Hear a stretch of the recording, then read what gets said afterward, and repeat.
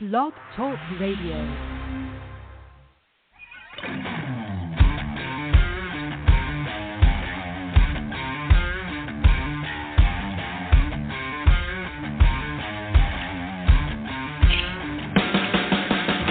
Race fans, we got something special just for you.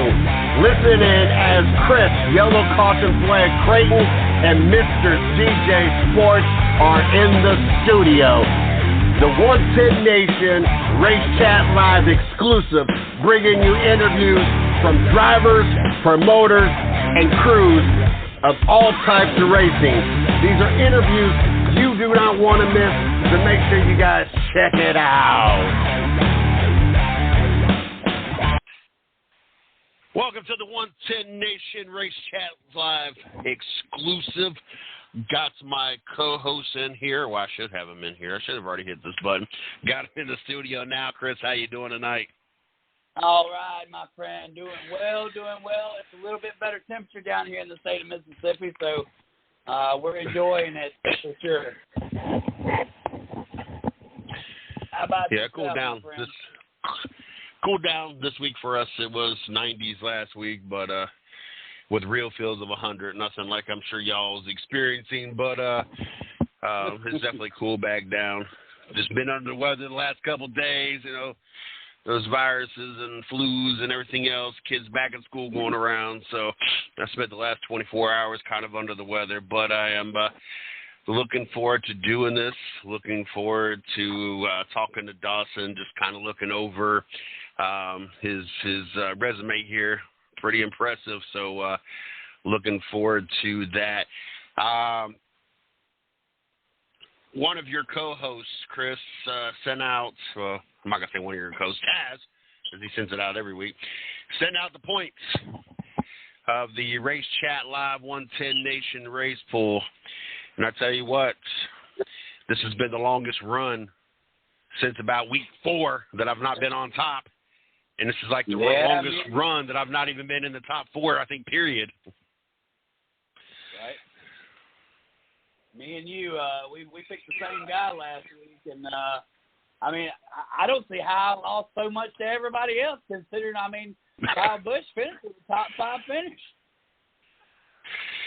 Yeah, I don't know how that works. I just know I've been cruising all year long at the top, and then all of a sudden playoffs happened, and I had 2 top 5s, and I've slid down out of the top 4. Because last week, I forget who I had, but it was a top 5 as well. It might have been Rowdy as well that week, too. I forget.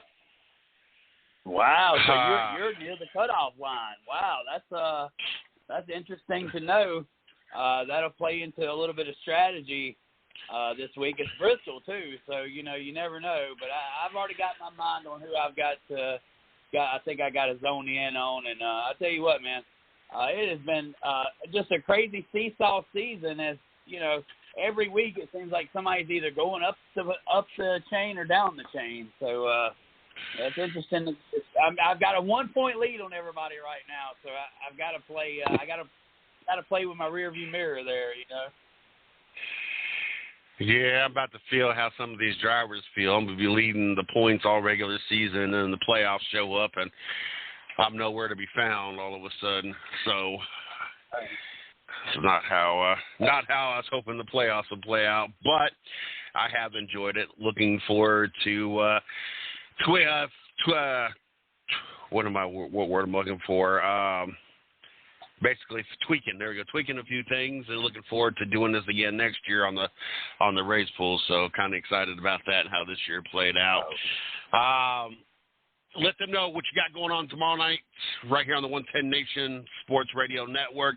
And then I'll let them know what we got going on Wednesday. Hit some social media, and our guest should be in the studio about what we're done with that. Yeah, that's right. If you were wondering what the hell me and Mr. TJ Sports were just talking about, we're talking about Race Chat Live. We air every Tuesday night.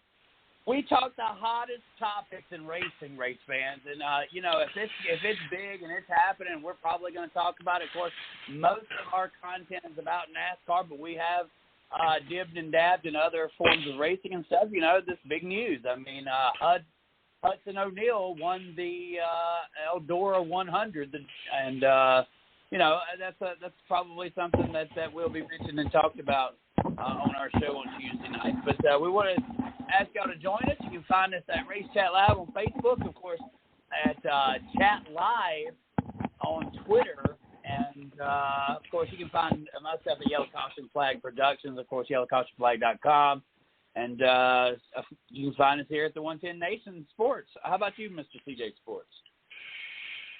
Wednesday night, Mario and myself will be holding it down in the studio. We're going to be recapping week 2 of college football, week 1 of the NFL. My Browns are 1-0. So get to talk some football this week. So looking forward to that. Give our predictions for the next week, and then don't forget, you guys can also catch Safety for Success podcast on Thursday nights that got to do with racing, and it's also got to do with safety in racing. So make sure you guys check that out as well. Looking forward to listening and hearing another episode of that out of Jared over there. So, but Monday, Tuesday, Wednesday, Thursday, we all covered here at the 110 Nation. So make sure you guys find a show. If you guys need help finding a show, all you got to do is go to www.the110nationsportsradionetwork.com.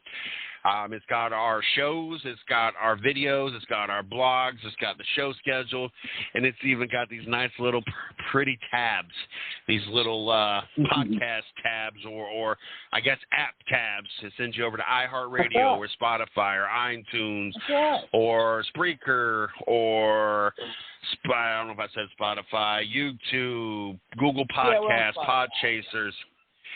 You name it. There's a link Amazon, over there. It'll send you over there. Yeah, Amazon Music. I knew there was another one I was missing. Amazon Music and Audibles. Make sure you guys check them out. Follow our shows on their platforms so they know that people on their platform are listening to our shows as well. And Mr. CJ Sports? Yeah. Roll Tide. Roll Tide. Y'all didn't win. Huh? Didn't y'all lose? Yeah, of course we lost because we suck. Okay. But we're still going to give you a Roll Tide. I just threw it out. I was like, hold on. Like, did you? Because I was refraining myself from jumping on Alabama earlier when I was talking about we're covering week 1 of. They say when we lose, we go hide under rocks, but we really don't, Mr. CJ Sports. We're human just like everybody else. We take the L's for what they are, and we try to pick it back up and head back out and win the next game we go play. So as long as we beat Auburn this year, at least we'll have some kind of bragging rights. And, hell, if that doesn't work, well, guess what? That just proves to the rest of the world we are mortal. So while we're waiting. Yeah, I want to thank the crew real quick, Mr. CJ Sports. Of course, none of this would be possible if it wasn't for the hard work and the extra effort that Mr. CJ Sports puts into this, and gives us all this opportunity to be here on the radio side. But without the staff, none of this would be possible for Mr. CJ Sports either. And that staff grows pretty deep. Miss Lee Reed, she takes care of our production side, keeps us kind of upbeat. She keeps us on the handle. She'll let us know when we're not doing something right, and she's always been just an integral piece to the product. Of course, Taz Taylor, who's my co-host on Race Chat Live as well, along with Miss Lee Reed. Taz, he's the Tasmanian Devil of the airwaves. He come to us as a young lad, and he has really grown over the last 4 or 5 seasons. It's just amazing to give him the keys to the Cadillac and watch him roll as he has done so many times before on Tuesday night. And I also want to thank our buddy Craig Moore, who doesn't exactly work with us as much anymore, but he's still always there. He's listening in and trying to be a part of the team in whichever way, form, and fashion he can fit himself in. And, Jared Hudson, of course, a guy that we brought on board a few years ago with another show, and now he's been promoted to his own podcast, as we said, Safety and Racing, a podcast about safety and racing. Just if it wasn't for those guys and the entire team that surrounds us, none of this would be possible. Still waiting on We are. And I want to make sure I throw out one more. Mario Edwards, owner of Carolina Sports Plus, has been our marketing partner, I want to say at least 5 years. Came on board this season with me to co-host the 110 Nation Sports Show. Is willing to fill in anytime that he needs to fill in. So glad to have Mario on board. He also helps post stuff on social media for us as well to keep our page running. So got to be thankful to have him on board. Yeah, we're going to give us a few more minutes, and then we might have to reschedule. So the one thing I just I've learned about these kids that since we've been doing this exclusive is these are young talents. They come from all over the place. They've been accepted into, the Hornaday School of Racing. And so what we've been able to be privileged of over the last month is actually interview these young talents that have signed on with the what's the exact name? Hornaday Team Hornaday Development. And these drivers have, they're on their way. They're young. I don't think we've talked to a driver that's been over the age of 18 yet over the last 4 weeks. But these are young kids that are trying to get their foot into the door. We think about NASCAR, and every 10 years we have a new list of drivers that come up. Well, this is kind of where they start, Mr. CJ Sports. We get a 15-year-old in here, and in 8 years, that joker's going to be 23, and he's probably going to be developed into a cup driver and or has found something else to do. So that's kind of at the age that we've been interviewing these kids and these young adults from, basically, I think, 13 or 14 years old all the way through 18 or 19 years old. These kids are looking for the opportunity. A lot of them have come through the same feeder meal, so to speak. They've stepped out of the Legends cars and into the late models, of course, with Team Hornaday being the basically the school behind their forward progress. Mr. CJ Sports, do you have anything to add to that? Did you ever look at your kids at 3, 4, 5 years old and be like, I see a very successful race car driver right there? Because, I've never once saw that. I just, as a parent, I like to know how I got one kid right now that can't work. She hurt herself, and then she was actually supposed to go Friday to get released to go back to work, and then Saturday night while skating, someone crossed in front of her. She tried to miss them, and she face dived into the wall, the concrete wall, got a concussion and a fractured neck. I got another one that constantly runs into things. I got another one. I'm sure I could come up with one for every one of these kids in every relationship I've been in. Did you ever once look at your kids and just think, I think I want to fork out thousands of dollars because I see great potential of them being a race car driver? It's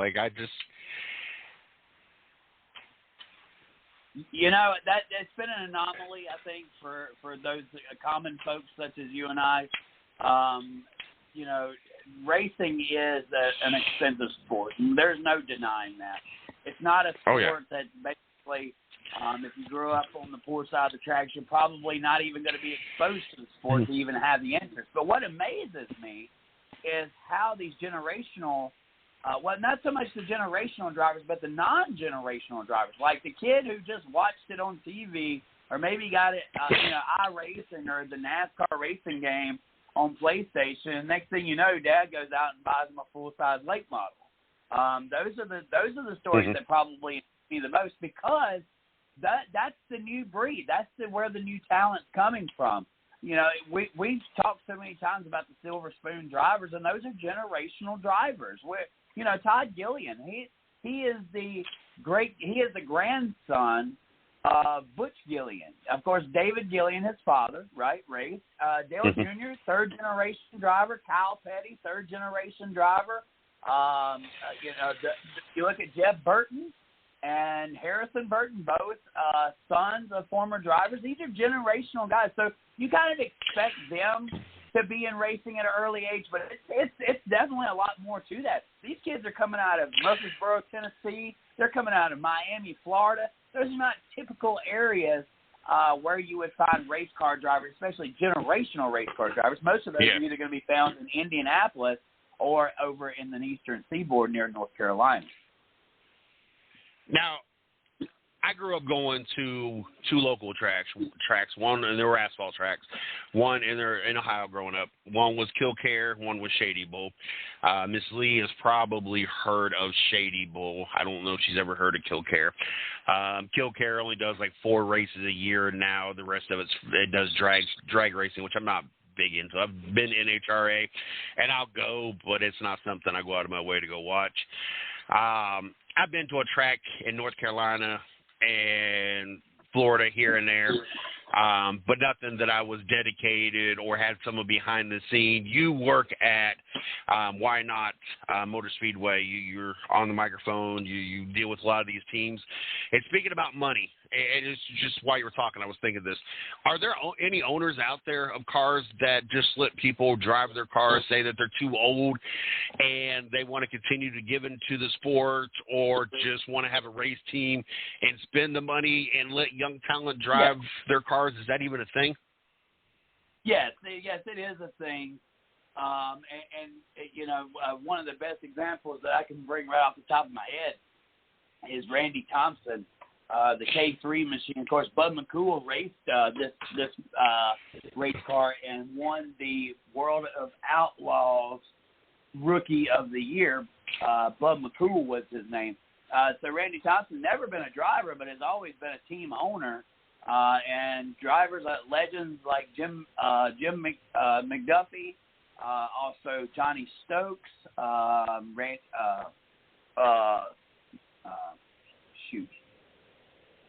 all kinds of names. I'm sorry, my head went blank there just for a few minutes.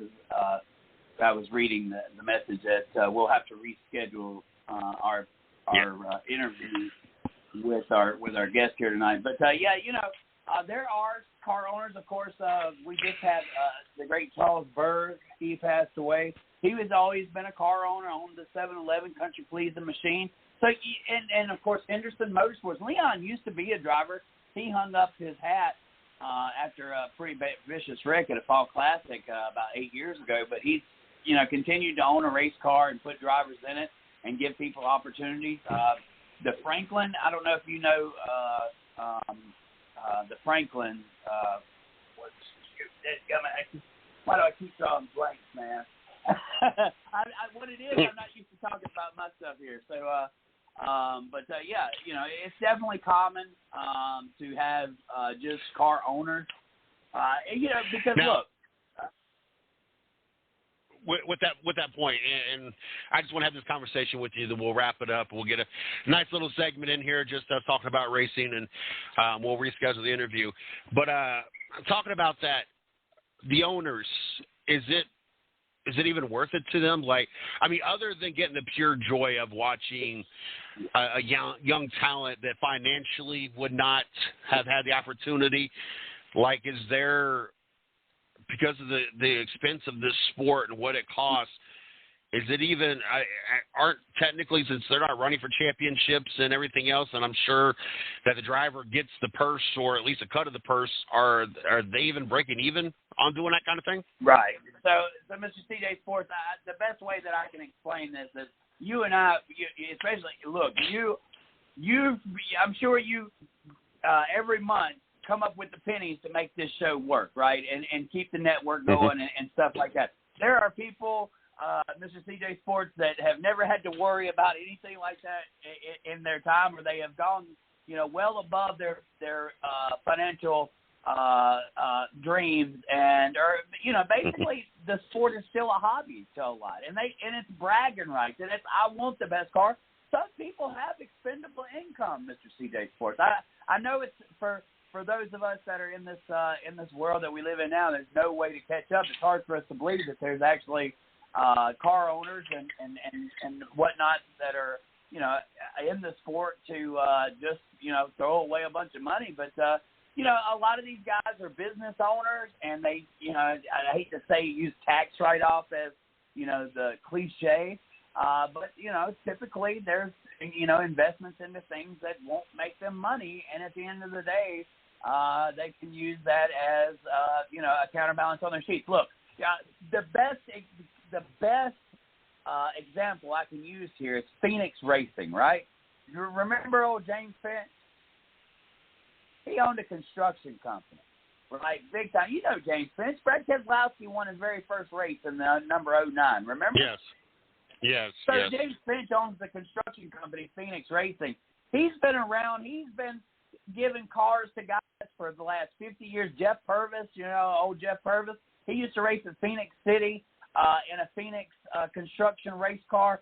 And look, James Finch loves racing, and so he has taken money out of his own pocket throughout his lifetime to support the sport that he loves. And that's the reason why we're where we are today, Mr. CJ Sports, is because of, true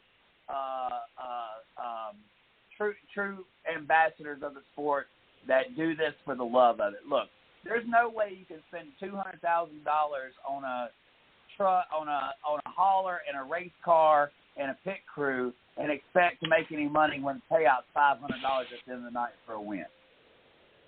Yeah. Most definitely.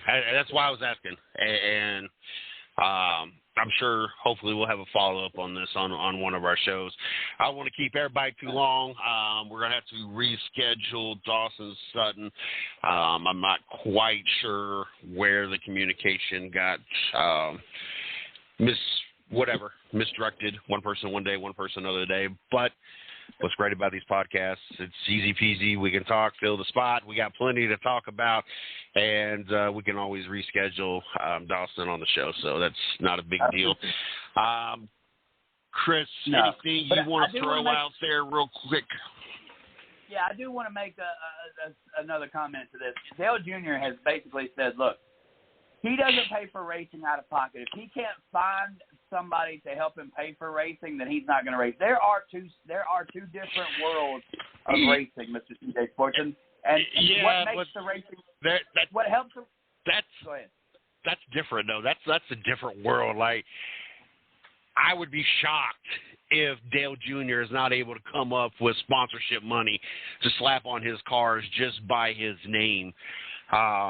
So, like, that's two different total ends of the spectrum on that. I get what you're trying to go with, but that was Dale Jr. is not the example when it comes to sponsorship. And I've always been one, and I called this when he retired. I don't think that his racing career was all that. And I know there's Dale Jr. fans that just worship everything he walks on. But I've been preaching since day one that he will have a car in the Cup Series, and that is what will get him from out of that shadow. That's what Junior's going to be known for, is a championship race team, not so much the individual racer. And I've been calling that for a long time, and as much as I don't like Dale Jr., I see him putting his chess pieces in place, and especially trying to kind of wait out this whole charter stuff, and because he ain't paying that ridiculous money. He's gonna get somebody on the okie doke. Someone's gonna get in a tough spot and have to sell that under market value, and he's gonna get him a deal. Yeah. So he's getting all his ducks in a line. He's got drivers. He's got everything. He's just waiting for that somebody to drop the dead ball, and he's gonna run with it. That's right.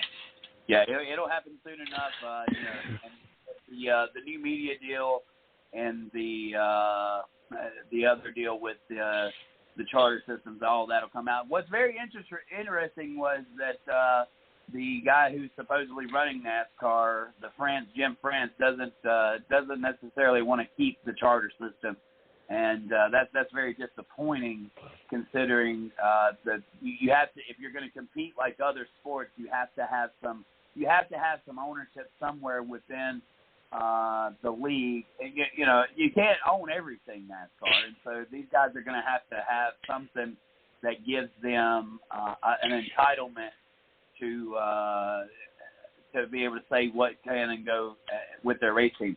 The one thing that these charters created was value in a race team where there wasn't value before, and that meant that when they lost their sponsor, they had to sell their equipment for pennies on the dollar, and that's not so much anymore if you own a charter. I understand that part of it. The only thing that I wish they would do different is put some kind of cap on it where it doesn't get out of control, where we're having to wait. And once again, I am not a junior fan, but we have to wait for there be a price drop or something, or they'll finally give in to buy a charter because it's gotten out of hand. Like, I understand why it's for, and these owners need to have basically know they're going to get a return on their investment, because why else would you invest something if you're just going to lose money? But there needs to be some kind of salary, some kind of cap on how much it can go up so often, so this doesn't get out of control. This is just as bad as the NFL and these guaranteed contracts. Just everybody gets so greedy, and I want more, and you got players holding out because they want to see what the next highest contract is so that they can now top that. And so I just think there's got to be these professional sports got to start putting caps on things so it doesn't get out of control like it does. But anyway, make sure you guys tune in tomorrow night.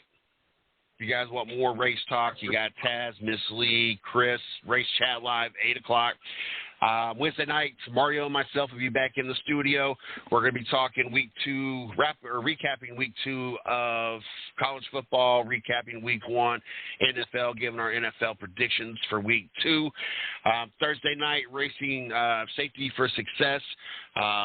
Our show Jared's show on racing and safety in the sport. Make sure you guys check that out. You guys can like our fan page, the 110 Nation, Race Chat Live, Racing for Success. He has one as well. And make sure you guys go to the110nationsportsradionetwork.com. It's got our shows, our blogs, our schedules, marketing partners, and tabs to all the different platforms we are on to catch our show on podcasts. It'll be iHeart, Spotify, iTunes, Amazon, you name it. We are there. So make sure you guys check that out. Anything else that I missed, Chris? Yeah, I believe the Aaron Rodgers era is already over in New York. Oh, wow. About to flip that Zach on. Wilson is back to quarterback again. Oh, wow. That didn't take long. No, it didn't. All right, guys. Be with us tomorrow night for Race Chat Live. Me and Taz Taylor, Miss Lee Reed will be in the studio, bringing it to you rough and hard like we always do. There's not an opinion we're not afraid to give on Race Chat Live. So make sure y'all tune in tomorrow, 8 p.m. Eastern Time. That's 7 o'clock Central Time. Be there. Yep, he's riding on the cart. He's gone. He's gone. Oh, my gosh. Aaron Rodgers did not last 4 minutes.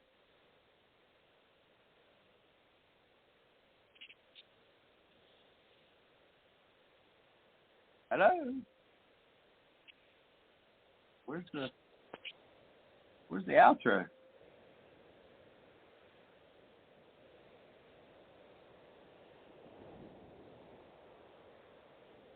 All right. What in the world just happened here?